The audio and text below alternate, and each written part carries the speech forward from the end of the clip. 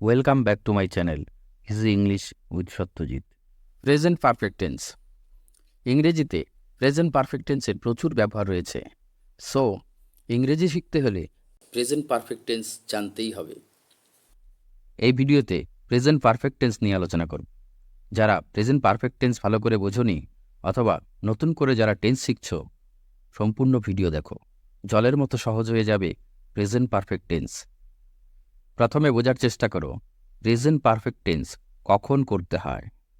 কোনো কাজ শেষ হয়ে গেছে অথচ তার ফল এখনও বর্তমান, এরূপ বুঝালে প্রেজেন্ট পারফেক্ট টেন্স হয়। প্রেজেন্ট পারফেক্ট টেন্সে বাংলায় ক্রিয়াপদের শেষে ইয়াছি, ইয়াছ এবং ইয়াছে ইত্যাদি বসে। ইংরেজিতে প্রেজেন্ট পারফেক্ট টেন্সে কী করে সেন্টেন্স গঠন করবে তা জেনে নাও।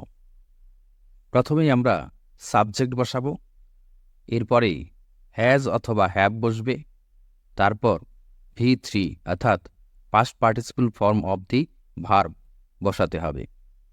এবারে এক্সাম্পলের সাহায্যে প্রেজেন্ট পারফেক্ট টেন্স বোঝার চেষ্টা করো। মনে রাখবে subject third person singular number হলে হ্যাজ এবং অন্যান্য সকল সাবজেক্টের ক্ষেত্রে হ্যাভ বসে। প্রথম এক্সাম্পলটি দেখো, আমি কাজটি করিয়াছি। I have done the work.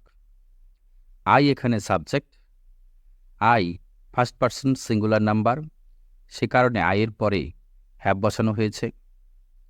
এরপর ডু ভার্বের পাস্ট পার্টিসিপল ফর্ম ডান বসানো হয়েছে, দ্য ওয়ার্ক এখানে অবজেক্ট।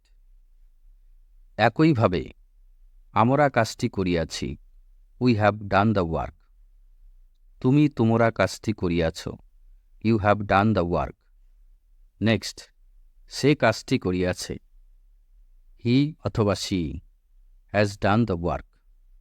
এখানে হি অথবা she third person singular number, সে কারণে সাবজেক্টের পরে হ্যাজ বসানো হয়েছে। নেক্সট, আমি পরীক্ষায় পাস করেছি, I have passed in the exam. Next, তারা বাজারে গিয়েছে, they have gone to market. Next, ছেলেটি একটি বল কিনেছে, the boy has bought a ball. More examples. Number 1, I have finished my homework. আমি আমার বাড়ির কাজ শেষ করেছি। Next, she has gone to the market. সে বাজারে চলে গেছে। Next, they have lived here for 5 years। তারা এখানে 5 বছর ধরে বাস করেছে। Next, he has eaten his lunch. সে তার দুপুরের খাবার খেয়ে ফেলেছে। Next, we have visited this place before. আমরা এই জায়গায় আগে এসেছি। Next, the train has arrived at the station. ট্রেনটি স্টেশনে এসে গেছে। Next, you have improved your English. তুমি তোমার ইংরেজি উন্নত করেছ। Next, I have lost my keys.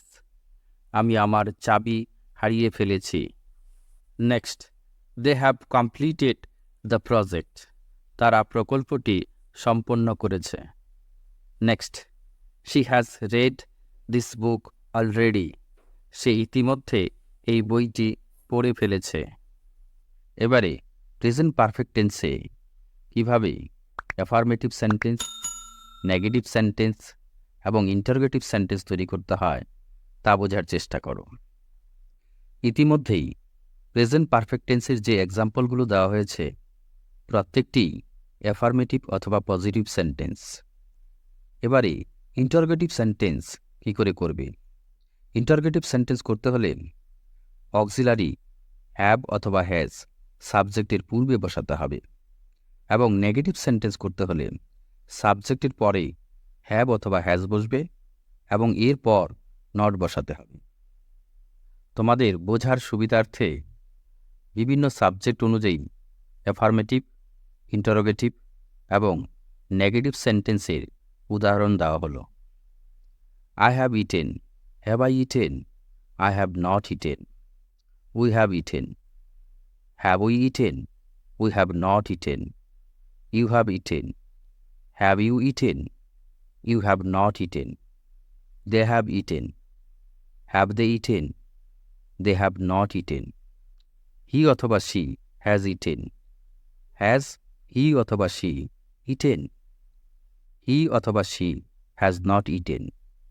Thank you for watching my video.